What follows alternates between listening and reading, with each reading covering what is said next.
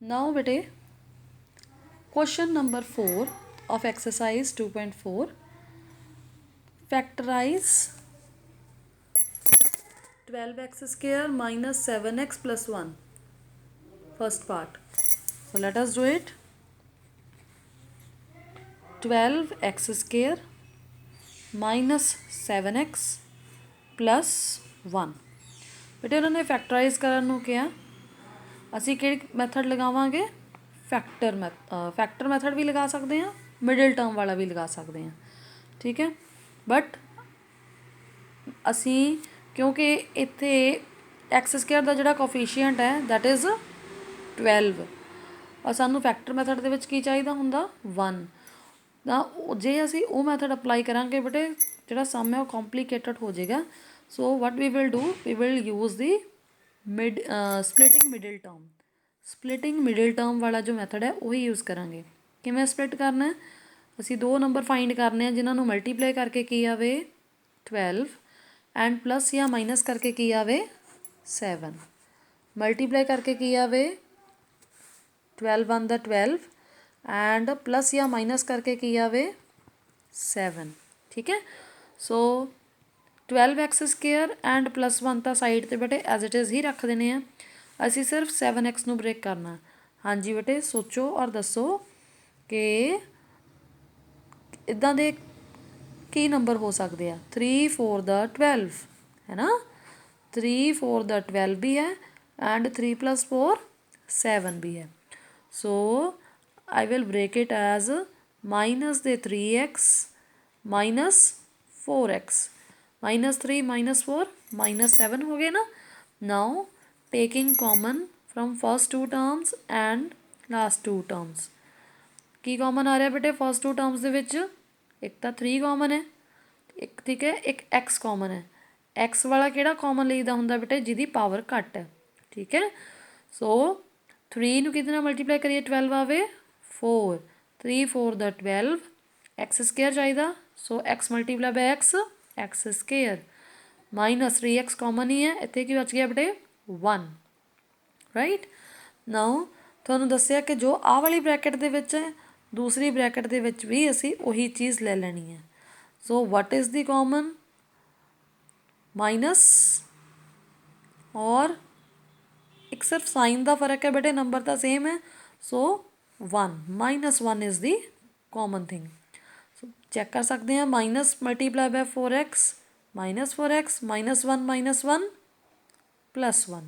So what will be the factors?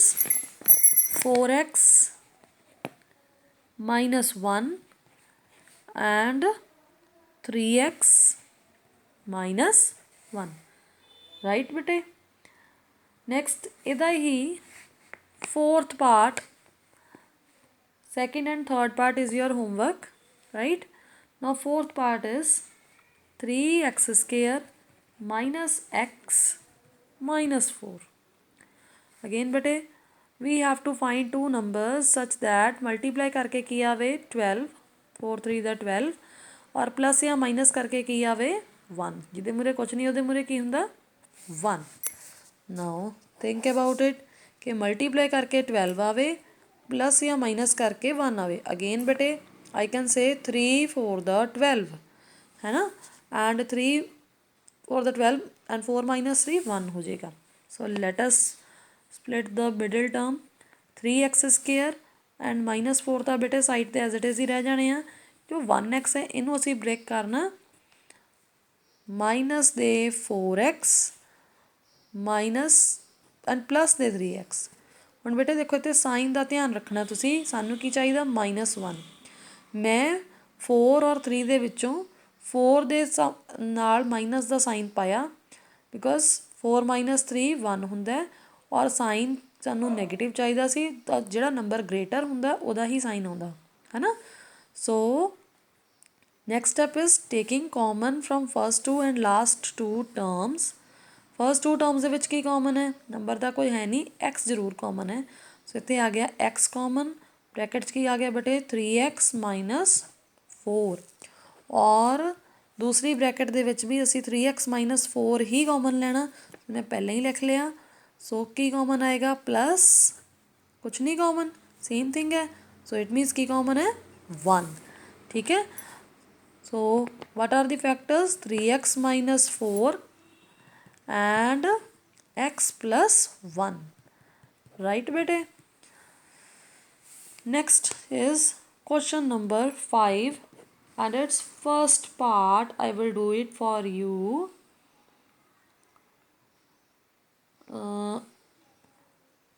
I will do second part for you, not first. First part will be your homework.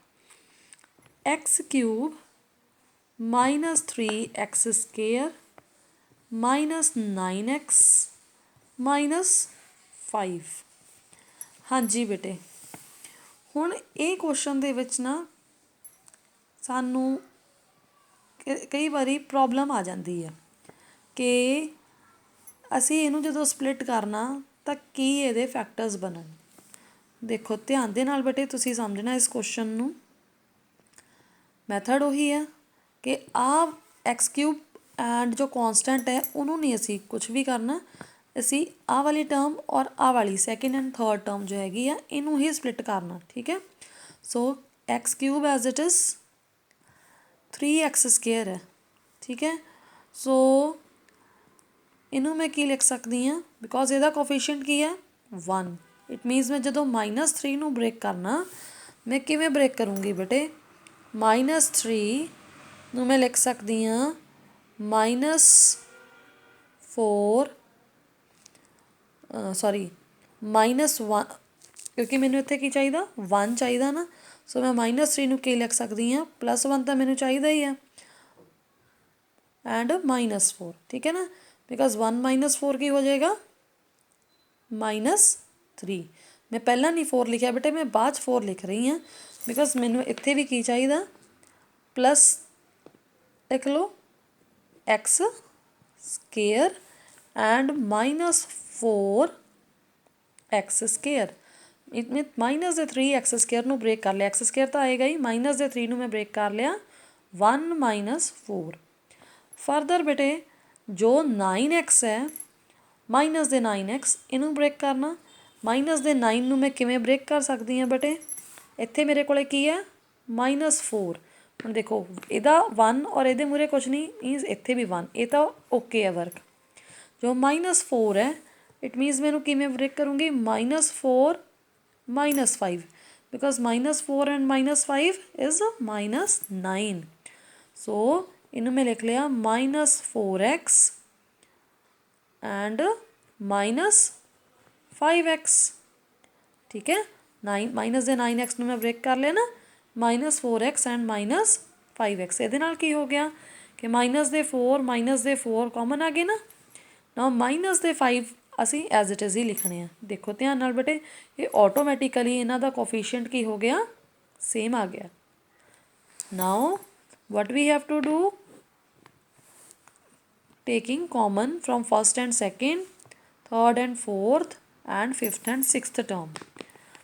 First and second term ਦੇ ਵਿੱਚ ਕੀ common ਹੈ ਬੇਟੇ, x square, ਜਿਹੜਾ ਛੋਟੀ power ਹੁੰਦੀ ਹੈ ਨਾ x ਦੀ, ਉਹ ਅਸੀਂ ਕਾਮਨ ਲੈ ਲੈਂਦੇ ਹੁੰਦੇ ਹਾਂ। ਸੋ ਬ੍ਰੈਕਟ ਦੇ ਵਿੱਚ ਕੀ ਆ ਗਿਆ x + 1। ਹੁਣ ਤੁਸੀਂ ਧਿਆਨ ਰੱਖਣਾ ਕਿ x + 1 ਆ ਵਾਲੀ ਬ੍ਰੈਕਟ ਦੇ ਵਿੱਚ ਕਾਮਨ ਹੈ, ਤਾਂ ਜਿਹੜੀਆਂ ਬਾਕੀ ਦੀਆਂ ਦੋ ਬ੍ਰੈਕਟਸ ਆਉਣਗੀਆਂ ਉਹਨਾਂ ਦੇ ਵਿੱਚ ਵੀ x + 1 ਹੀ ਆਏਗਾ। ਮੈਂ ਉਹਨੂੰ ਐਡਵਾਂਸ ਲਿਖ ਲਿਆ, ਠੀਕ ਹੈ। ਨਾਓ ਵਾਟ ਇਜ਼ ਕਾਮਨ ਇਨ ਦਿਸ, ਇੱਕ ਤਾਂ ਬੇਟੇ ਮਾਈਨਸ ਕਾਮਨ ਹੈ, ਇੱਕ ਇੱਥੇ 4 ਕਾਮਨ ਹੈ, ਇੱਕ ਇੱਥੇ x ਕਾਮਨ ਹੈ ਨਾ। x ਸਕੁਏਅਰ ਐਂਡ x ਦੇ ਵਿੱਚੋਂ ਕੀ ਕਾਮਨ ਲੈਣਾ ਸੀ, x ਘੱਟ ਪਾਵਰ ਵਾਲਾ, ਠੀਕ ਹੈ। ਚੈੱਕ ਕਰ ਸਕਦੇ ਹੋ ਤੁਸੀਂ, ਦੇਖੋ ਬੇਟੇ -4x × x -4x square, -4x × 1 -4x। Then further ਇਹਨਾਂ ਦੋਨੋਂ ਟਰਮਸ ਦੇ ਵਿੱਚ ਕੀ ਕਾਮਨ ਹੈ -5, ਠੀਕ ਹੈ ਨਾ। ਸੋ -5 × x -5x -5 × 1 -5 ਹੈ ਨਾ ਬੱਚੇ। ਸੋ ਇਟ ਇਜ਼, ਹੁਣ ਦੇਖੋ x + 1 ਤਿੰਨੋਂ ਦੇ ਵਿੱਚ ਕਾਮਨ ਲੈ ਲਓ, x + 1 ਕਾਮਨ ਲੈ ਲਿਆ ਔਰ ਸੈਕਿੰਡ ਬ੍ਰੈਕਟ ਦੇ ਵਿੱਚ ਕੀ ਬਚ ਗਿਆ ਉਹ ਲਿਖ ਲਾਂਗੇ x ਸਕੁਏਅਰ -4x -5। ਹੁਣ ਬਣ ਗਿਆ ਨਾ ਬੇਟੇ ਪੁਰਾਣਾ ਕੁਐਸਚਨ। ਹੁਣ ਕੀ ਦੇਖਣਾ ਅਸੀਂ, ਅਸੀਂ ਇਹ ਦੇਖਣਾ ਕੁਆਡਰੇਟਿਕ ਇਕੁਏਸ਼ਨ ਦੇ ਅਕੋਰਡਿੰਗ ਮਲਟੀਪਲਾਈ ਕਰਕੇ ਕੀ ਆਵੇ 5, ਠੀਕ ਹੈ ਨਾ। ਇਹਦੇ ਮੂਹਰੇ ਕੁਛ ਨਹੀਂ ਕੀ ਹੈ 1। ਅਸੀਂ ਦੋ ਨੰਬਰਸ ਇੱਦਾਂ ਦੇ ਫਾਈਂਡ ਕਰਨੇ ਆ ਜਿਨ੍ਹਾਂ ਨੂੰ ਮਲਟੀਪਲਾਈ ਕਰਕੇ ਕੀ ਆਵੇ 5 ਐਂਡ ਪਲੱਸ ਔਰ ਮਾਈਨਸ ਕਰਕੇ ਕੀ ਆਵੇ 4। ਸੋ ਕੀ ਬਣਨਗੇ ਬੇਟੇ ਦੋ ਨੰਬਰਸ ਉਹ 5 1 ਦਾ 5 ਐਂਡ 5 ਮਾਈਨਸ 1 4, ਠੀਕ ਹੈ। ਸੋ x plus 1 as it is। now splitting the middle term side ਵਾਲੇ ਨੰਬਰਸ ਬੇਟੇ as it is, ਠੀਕ ਹੈ। ਇਹਨੂੰ ਮੈਂ ਕਿਵੇਂ ਬ੍ਰੇਕ ਕਰ ਲਿਆ 5 1 ਦਾ 5, ਸੋ ਮਾਈਨਸ ਦੇ 5x ਪਲੱਸ 1x, ਠੀਕ ਹੈ। ਮੈਂ ਸਾਈਨ 5 ਦੇ ਮੂਹਰੇ ਨੈਗੇਟਿਵ ਪਾਇਆ ਬਿਕੋਜ਼ ਮੈਨੂੰ ਮਾਈਨਸ ਦੇ 4 ਚਾਹੀਦੇ ਸੀ, ਠੀਕ ਹੈ। Minus 5 is greater, so 5 minus 1 4, sign ਕਿਹੜਾ ਆ ਗਿਆ ਨੈਗੇਟਿਵ, ਠੀਕ ਹੈ। ਨਾਟ taking common firm this and this, x plus 1 as it is। ਹੁਣ ਫਸਟ ਟੂ ਟਰਮਸ ਦੇ ਵਿੱਚ ਕੀ ਕਾਮਨ ਆ ਰਿਹਾ ਬੇਟੇ x, ਸੋ ਬ੍ਰੈਕਟ 'ਚ ਕੀ ਆ ਗਿਆ x minus 5 and next two terms ਦੇ ਵਿੱਚੋਂ ਕੀ ਕਾਮਨ ਹੈ ਕੁਛ ਵੀ ਨਹੀਂ ਕਾਮਨ, ਇਟ ਮੀਨਸ 1 ਬਿਕੋਜ਼ ਅਸੀਂ ਆਹ ਵਾਲੀ ਬ੍ਰੈਕਟ ਹੀ ਆਹ ਵਾਲੀ ਬ੍ਰੈਕਟ ਦੋਨੇ ਸੇਮ ਹੋਣੀਆਂ ਚਾਹੀਦੀਆਂ ਹੈ ਨਾ। ਸੋ x plus 1 ਤਾਂ ਹੈ ਹੀ, ਜੋ ਕਾਮਨ ਬ੍ਰੈਕਟਸ ਨੇ ਇੱਕ ਵਾਰੀ ਲਿਖ ਲਿਆ x ਮਾਈਨਸ 5 ਹੈ ਨਾ, x ਮਾਈਨਸ 5 ਕਾਮਨ ਆ ਗਿਆ ਔਰ x plus 1 ਦੂਸਰੀ ਬ੍ਰੈਕਟ ਦੇ ਵਿੱਚ ਸਾਡੇ ਕੋਲੇ ਬਚ ਗਿਆ। ਸੋ these are the factors of this polynomial, okay bete। now let me solve its third part also for you। it is x cube plus 13x square plus 32x plus 20। now हाँ जी बेटे बिल्कुल पहला के तरीके नाल x cube as it is रहेगा। असी की करना एक आ वाली टर्म स्प्लिट करनी है, एक आ वाली टर्म स्प्लिट करनी है। सो 13 नूं मैं किवें लिख सकती हाँ बेटे, ये मूहरे 1 है तो 13 नूं मैं की लिखूँगी 1 प्लस 12।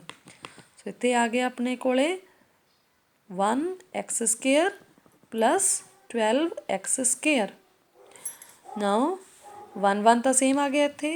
नैक्सट मैनू चाहिए 32 नूं ब्रेक करना बेटे, 32 नूं मैं किवें ब्रेक करूँगी, इत्थे 12 है सो नैक्सट नंबर भी मैनू की चाहिए 12। सो 12x प्लस 20x, ठीक है ना, बिकॉज 12 प्लस 20 32 और ये वाला जो 20 है वो एज इट इज़ असी लिख लिया। हुण तुसीं देख रहे हो कि 12 भी आ गया दोनों दे विच सेम सेम कोफिशिएंट और 20 भी ऑटोमैटिकली सेम हो गया। So taking common from first two next two and last two terms, what is common x square. So x square common brackets की बच गया बेटे x plus 1, right, plus what is common here 12x। so what will be in the bracket x plus 1, automatically same he common आएगा। then what is common here 20, brackets की आएगा x plus 1, ठीक है जी। so x plus 1 x plus 1 x plus 1 common है ना, taking common and x square plus 12x plus 20 taking in another bracket। now बेटे हुण असी की करना, असी दो नंबर फाइंड करने हैं अगेन जिन्होंने मल्टीप्लाई करके की आवे 20 एंड प्लस या माइनस करके की आवे 12। हाँ जी बेटे मल्टीप्लाई करके की आवे 20 प्लस या माइनस करके की आवे 12। हाँ जी कोई टू नंबर्स असी फाइंड करने हैं, what will be those numbers 4 5 the 20 but it is plus करके 9 आ रहा है ना। सो 10 टू द 20, हाँ जी सो 10 टू द 20 है ना, प्लस करके 12 आ रहा 10 प्लस 2 और मल्टीप्लाई करके 20 भी आ रहा। सो की सी साडे कोले बेटे x प्लस 1 है ना, और सैकेंड ब्रैकेट दे विच की सी साडे कोले x square plus 12x plus 20। सो एक्स स्केयर प्लस 12x 12 ਨੂੰ ਅਸੀਂ ਕਿਵੇਂ ਬ੍ਰੇਕ ਕਰ ਲਿਆ 10x plus 2x and plus 20 as it is है ना. So again taking common from first two and next two terms and x plus 1 keeping as it is ये आ गया x plus 1 as it is और ਇਹਦੇ ਵਿੱਚ ਕੀ common है x है ना. So x common brackets की आ गया बेटे x plus 10 what is common here 2 common है ना. so plus 2 और ब्रैकेट्स की आ गया then x plus 10 ऑटोमैटिकली बेटे ਜਿਹੜੀਆਂ ब्रैकेट्स ने ਉੱਥੇ सेम चीज़ ही आ जानी है ठीक है. जे नहीं आ रही इट मीनस ਤੁਸੀਂ ਕਿਤੇ गलत कर रहे हो. so x plus 1 as it is x plus 10 common है take it common and x plus 2 in another bracket. so like this we can factorize the cubic polynomial. okay बेटे जो क्वेश्चंस में छाड़ते आ that is your homework. if you have any problem then ask me. that's all for today. thank you.